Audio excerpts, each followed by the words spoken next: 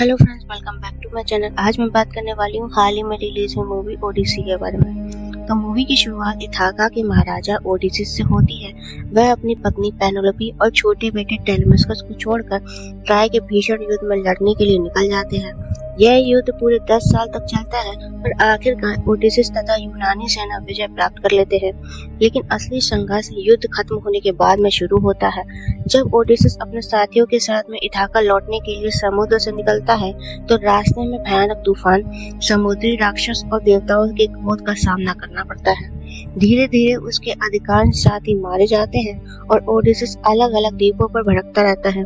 उसे घर लौटने में पूरे 10 साल लग जाते हैं। इधर इथाका में सभी लोग मान चुके होते हैं कि ओडिसिस अब जीवित नहीं है। तो कोई कहता है कि वह ट्रॉय के युद्ध में मारा गया, तो कोई मानता है कि समुद्र में डूब गया या किसी राक्षस का शिकार बन गया है। लेकिन कुछ लोग अब भी उसकी वापसी की उम्मीद नहीं छोड़ते। ओडिसिस की पत्नी पेनेलोपी पिछले 10 साल से उसका इंतजार कर रही होती है और अकेले ही पूरे राज की जिम्मेदारी संभाल रही होती है।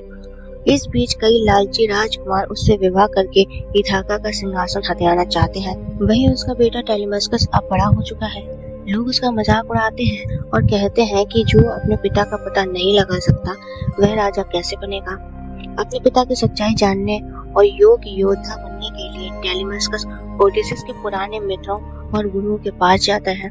वह उससे युद्ध कला सीखता है और अपने पिता के साहस, बुद्धिमानी और पराक्रम की कहानियां सुनता है। गुरु उसे समझाते हैं कि केवल तलवार चलाना ही किसी को महान नहीं बनाता, बल्कि बुद्धि, धैर्य और सही निर्णय ही एक सच्चे राजा की पहचान होते हैं। इन बातों से प्रेरित होकर टेलेमाकस अपनी माँ पेनेलोपी से अपने पिता के बारे में पूछता है। तब पेनेलोपी उसे वह रहस्य बताना शुरू करती है जो उसने पिछले 10 सालों से अपने दिल में छुपा कर रखा था। युद्ध पर जाने से पहले ओडिसिस ने उससे कहा था कि इस युद्ध का कोई भरोसा नहीं है और संभव है कि वह कभी वापस ना लौट पाए, और हो सकता है वह लौटकर वापस आ जाए। साथ ही साथ वह यह भी कहता है, अगर मेरे साथ में कुछ ऐसा हुआ तो तुम मेरा इंतजार मत करना। तुम राज्य की पूरी जिम्मेदारी अपने हाथों में लेना, क्योंकि दूसरे दुश्मन कभी भी इस राज्य पर हमला कर सकते हैं। वर्तमान समय में पेनेलोपी अपने बेटे टेलेमाकस को ओडिसिस का धनुष देती है और उस पर प्रशंसा चढ़ाने के लिए कहती है। टेलेमाकस कई बार कोशिश करता है लेकिन वह असफल रहता है। तभी फ्लैशबैक में दिखाया जाता है कि ओडिसिस इसी धनुष पर बड़ी आसानी से प्रशंसा चढ़ा लिया करता था। यह देखकर पेनेलोपी समझ जाती है कि उसका बेटा अभी राजा बनने के लिए पूरी तरह तैयार नहीं है। फिर भी टेलेमाकस अपने पिता की खोज करने का फैसला करता है। वह अपनी माँ से कहता है कि वह दूसरे राज्य के राजा से मिलकर ओडिसिस के बारे में जानकारी लाएगा। पेनेलोपी उसे रोकने की कोशिश करती है, लेकिन टेलेमाकस किसी की बात नहीं मानता है और नाव से यात्रा करने निकल पड़ता है। दूसरी ओर पहली बार ओडिसिस दिखाई देता है। वह एक सुनसान समुद्र तट पर अकेले भटक रहा है और अपनी याददाश्त खो चुका है। उसके सामने एक रहस्यमय युवती आती है जो उसे अपना अतीत याद करने के लिए कहती है। काफी कोशिशों के बाद में उसे ट्रॉय युद्ध की याद आने लगती है। उसे याद आता है कि 10 वर्ष तक चले ट्रॉय युद्ध के अंत में ट्रॉय पर जीत प्राप्त हुई थी। इसके बाद में वह अपने साथियों के साथ में 3 जहाजों में इथाका लौट रहा था।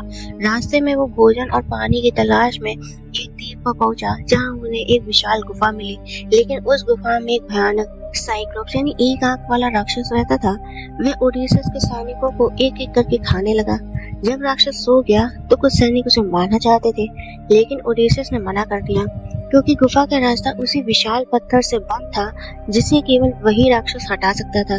बाद में ओडिसिस ने योजना बनाकर राक्षस की एकमात्र आंख में नुकीला भाला घोंप दिया। अंधा होने के बाद में साइक्लोप्स दर्द से तड़पने लगा और इसी अवसर का फायदा उठाकर ओडिसियस और उसके बचे हुए साथी वहां से भाग निकले। इसी बीच टेलेमाकस उस राजा से मिलता है जो उसे ट्रॉय युद्ध की एक महत्वपूर्ण घटना सुनाता है। वह बताता है कि यूनानियों ने एक विशाल लकड़ी का घोड़ा यानी ट्रोजन हॉर्स बनाया था जिसके अंदर सैनिक छुपे हुए थे। ट्रॉय के लोग उसे विजय उपहार समझकर अपने नगर में ले आए। रात होते ही सैनिक घोड़े से बाहर निकले, शहर के द्वार खोल दिए और यूनानी सेना ने ट्रॉय पर कब्जा कर लिया।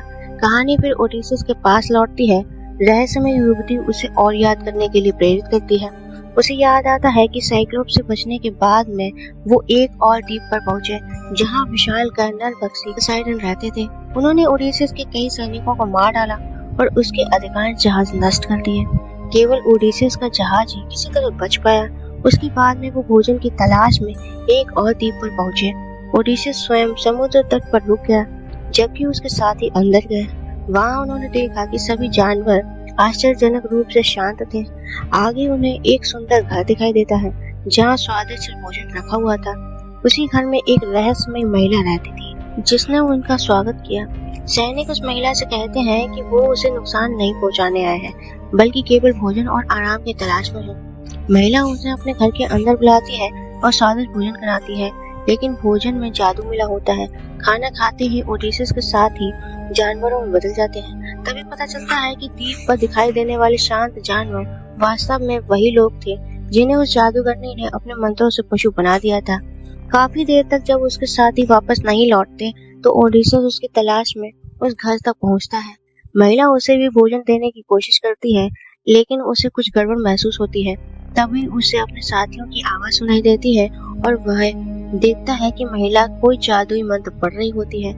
ओडिसियस तुरंत अपनी तलवार निकालता है, उसके गले पर रख देता है और अपने साथियों को पहले जैसा करने की मांग करता है। वह जादूगरनी, जिसका नाम सची था, उसकी बहादुरी से प्रभावित होकर सारा सच बता देती है।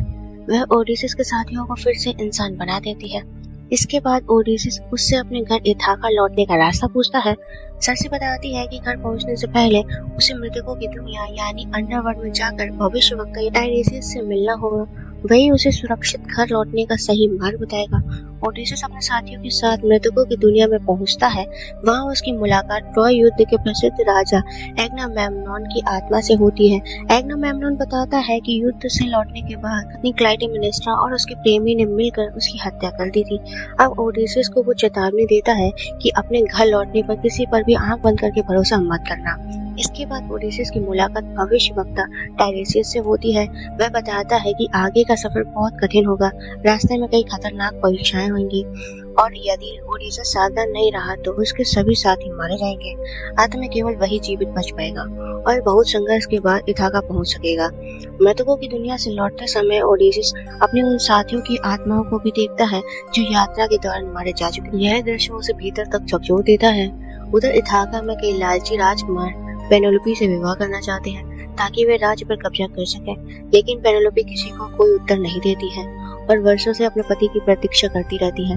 दूसरी ओर टेलीमाकस जिस राजा से मिलने गया था, वह उसे सलाह देता है कि वह तुरंत इथाका लौट जाए और अपनी मां की रक्षा करे। टेलीमाकस उसकी बातें मानकर वापस अपने राज्य के लिए रवाना हो जाता है।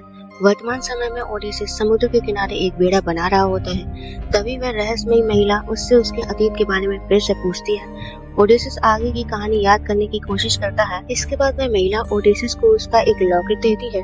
जैसे ही ओडिसियस उसे देखता है, उसकी सारी यादें लौट आती हैं। उसे अपनी पत्नी पेनेलोपी, अपने बेटे टेलीमाकस और अपने घर इथाका की याद आ जाती है। यह सब याद करके वह भावुक हो जाता है और किसी भी कीमत पर अपने परिवार के पास लौटने का निश्चय कर लेता है। रहस्यमयी महिला ओडिसियस को सलाह देती है कि वह एक छोटी नाव बनाकर इथाका लौट जाए। ओडिसियस उसका धन्यवाद करता है, उसे विदा लेता है और समुद्र यात्रा पर निकल पड़ता है। लंबी यात्रा के बाद जब उसकी आंख खुलती है तो वह खुद को इथाका के समुद्र तट पर पाता है। देवी एथीना उसकी सहायता करती हैं और उसे एक बूढ़े भिखारी का रूप दे देती हैं ताकि कोई उसे पहचान ना सके। इसी बीच में वह अपने राज्य की ओर बढ़ता है। रास्ते में उसकी मुलाकात अपने बेटे टेलीमाकस से होती है। पहले तो टेलीमाकस उसे पहचान नहीं पाता, में एथीना की कृपा से उसे सच्चाई पता चल जाती है कि यही उसके पिता ओडिसियस हैं। दोनों मिलकर राज्य वापस आने की योजना बनाते हैं। ओडिसियस टेलीमाकस से कहता है कि वह महल में जाकर यह पता लगाए कि कौन लोग अब भी उसके प्रति वफादार हैं और कौन लोग उसकी गैर मौजूदगी में राज्य पर कब्जा करना चाहते हैं। साथ ही वह उसे सावधानी से काम लेने की सलाह देता है। महल पहुंचने पर टेलीमाकस अपनी मां पेनेलोपी से मिलता है और इसी बीच ओडिसियस भिखारी के वेश में महल पहुंचता है। वहां उसका बूढ़ा और वफादार कुत्ता एर्गोस उसे पहचान लेता है। वर्षों बाद अपने मालिक को देखकर वह खुशी से पूछ हिलाता है और थोड़ी ही देर बाद शांति पूर्वक प्राण त्याग देता है। यह दृश्य अत्यंत भावुक होता है। महल में कई राजकुमार वर्षों से पेनेलोपी से विवाह करने की प्रतीक्षा कर रहे होते हैं, इथाका का सिंहासन हासिल कर सके। पेनेलोपी उन्हें रोकने के लिए एक अंतिम परीक्षा की घोषणा करती है। वह ओडिसियस का प्रसिद्ध धनुष लेकर आती है और कहती है जो व्यक्ति इस धनुष पर प्रतिज्ञा चढ़ाकर निर्धारित निशाने को भेद देगा वही उसका पति बनेगा और इथाका का नया राजा कहलाएगा। एक एक करके सभी राजकुमार कोशिश करते हैं, लेकिन कोई भी धनुष पर पतंजा तक नहीं चढ़ा पाता। तभी भिखारी के वेश में खड़ा ओडिसी धनुष मांगता है। सभी उसका मजाक उड़ाते हैं, लेकिन जैसे ही वह धनुष हाथ में लेता है, पल भर में उस पर पतंजा चढ़ा देता है और सटीक निशाना लगा देता है। इसी क्षण सभी समझ जाते हैं कि यह कोई साधारण भिखारी नहीं, बल्कि स्वयं ओडिसिस है। इसके बाद महल में भीषण युद्ध चढ़ जाता है। ओडेसिस, टेलीमस्कस और उसके कुछ वफादार साथी मिलकर सभी दुष्ट राजकुमारों को पराजित कर देते हैं और इथाका पर फिर से अपना अधिकार स्थापित कर देते हैं। युद्ध समाप्त होने के बाद ओडेसिस अपनी पत्नी पेनेलोपी से मिलता है। दोनों वर्षों बाद एक दूसरे से मिलकर भावुक हो जाते हैं। लंबे समय तक बिछड़े रहने के बाद उनका परिवार फिर से एक हो जाता है। इसके साथ ही ओडेसिस अपना राज्य वापस प्राप्त कर लेता है और इथाका में शांति लौट आती है। उनकी लंबी कठिनाइयों और रोमांचक यात्रा का अंत यही होता है और इसी के साथ ये मूवी यहीं समाप्त हो जाती है। अगर आपको मेरी ये वीडियो अच्छी लगी हो तो उसे लाइक, शेयर और सब्सक्राइब जरूर करें। Thank you.